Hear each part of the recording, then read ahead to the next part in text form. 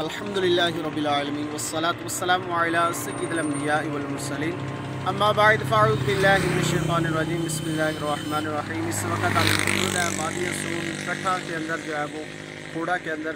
ये साथ ही देख लिया बड़े खूबसूरत जो है वो मनाज़र हैं। ये पहाड़ है। अभी हम जो है वो मज़ार शरीफ पर हाज़िरी दे के आए। ये खूबसूरत जो है ना वो दरबार शरीफ भी है। बड़े बुज़ुर्ग पहुँची हस्ती है बाबा अटल शाह जो है ना इनका नाम है। अल्लाह तबारक ताला इनके सदक़े हमारे गुनाहों को माफ़ फरमाए। आइए आपको भी दरबार की ज़ियारत करवाते हैं। पूरे दरबार की बना लिया तुम भी है।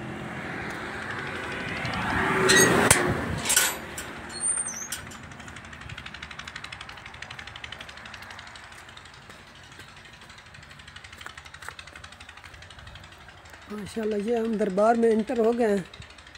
ये जनाब बुज़ुर्ग रहमतुल्लाह अलैह अस्सलामु अलैकुम या वलियल्लाहि व रहमतुल्लाहि व बरकातहू, इनका मज़ार शरीफ है। तो अभी तरह हम फातिहा वगैरह कहेंगे इंशाल्लाह। उसके बाद वापसी का सफ़र